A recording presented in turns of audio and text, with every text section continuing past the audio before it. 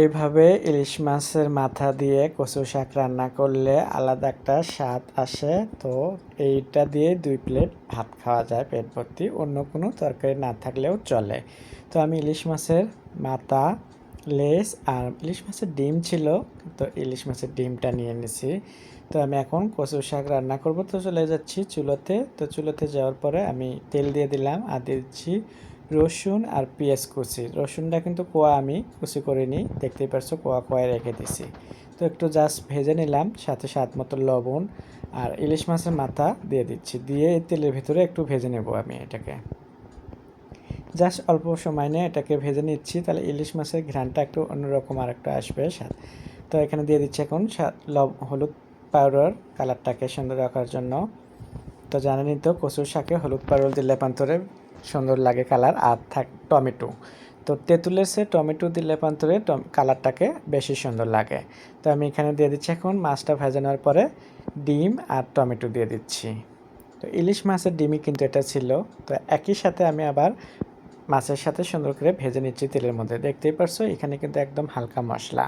তো এখানে জাস্ট আদা রসুন বাটা ছাড়া কিন্তু আমি এখানে রান্না করে দেখাচ্ছি। তো এখানে দেখতেই পারছো কত সময় নিয়ে আমি একটু এটা মাথাটাকে ভাজতেছি। তো এভাবে যদি আপনারা একটু সময় নিয়ে ভাজেন, তাহলে আমি বলবো যে খুব সুন্দর একটা ঘ্রাণ আসবে, কাঁচা ঘ্রাণ তো একদমই থাকবে না। তো আমি এখানে পানি দিয়ে দিচ্ছি মাছটাকে এখন সেদ্ধ করার জন্য করে। মাথাটা যেহেতু এখন সুন্দরভাবে পানিটা দিয়ে আমি ভালো করে নাড়াচাড়া দিয়ে নিচ্ছি। তো এইভাবে রান্না করার পরে আজকে আমি বলবো যে এটা দিয়েই শুধু দুপুরে আমরা ভাত খাবো।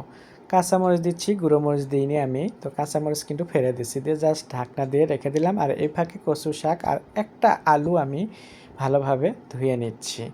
তো ওই দেখি মাছের মাথাটা আমার রান্না হতে হতে শাকগুলোও কিন্তু আমি একটু সেদ্ধ করে নেব। তো ধোয়া হয়ে গেলে একটা পাতিলে নিয়ে নিলাম, নিয়ে আমি জাস্ট অল্প একটু লবণ দিলাম, যেহেতু আমি মাছের মাথা রান্নাতে ওখানে লবণ দিছি। তো এটাকে আমি জাস্ট একটু কয়েক মিনিট সেদ্ধ করে নেব। তো দেখতে পারছো এখান থেকে পানি বের হয়েছে, সেদ্ধটাও হয়ে গেছে। তো ওই ফাঁকে আমি চলে যাচ্ছি মাছের মাথা যে রান্না করছিলাম সেটার অবস্থা কি দেখি। তো এটার অবস্থাও দেখো একদম সুন্দর একটা কালার আসছে। ওয়াও, কি বলবো আমি, তো এখনই মন চাচ্ছে যে খেয়ে নিতে। তো জাস্ট খালি ওয়েট করতে হবে, রান্নাটা হয়ে গেলে আমি আজকে এটা দিয়েই একদম 2 প্লেট ভাত খেয়ে নেব। তো মাছের মাথাটা সুন্দরভাবে কষায় নিয়ে নিছি, এখন আমি কচু শাকটা দিয়ে দিচ্ছি। কচু শাকটা দিয়ে আমি এটাকে আবারও সুন্দরভাবে নাড়াচাড়া দিয়ে রান্না করব। এটা রান্না করতে আমি বলবো কচু শাক রান্না করতে একটু সময় লাগে, কারণ কচু শাক থেকে পানি বের হয়, সেই পানিটা কিন্তু শুকিয়ে ফেলে দিতে হয়। তো আমি এটাকে আজকের এটা একদম সুন্দরভাবে, যেহেতু ইলিশ মাছের মাথা আর সাথে আছে টমেটো দিয়ে, আমি এটাকে অনেক সুন্দরভাবে সময় নিয়ে রান্না করতেছি। ঢাকনা দিয়ে আবারও একটু রাখছিলাম, তারপর ঢাকনাটা তোলার পরে নাড়াচাড়া দিয়ে ঝোলটাকে শুকিয়ে নিচ্ছি। এটা যত শুকনো শুকনো হবে তেলের উপর তোলা, তত টেস্ট বাড়বে এটার একদম।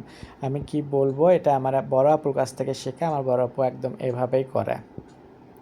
তো দেখতেই পারছো কতটা শুকিয়ে নিয়ে আসছি তেলের উপরে, একদম সুন্দর। আর কালারটা একদম দেখেন আমি দেখতে কিন্তু সুন্দর। আশা করি আপনাদের ভালো লাগবে। আপনাদের ভালো লাগলে স্বাদ ও স্বাদের গল্পের সাথে থাকবেন, বেশি লাইক করবেন।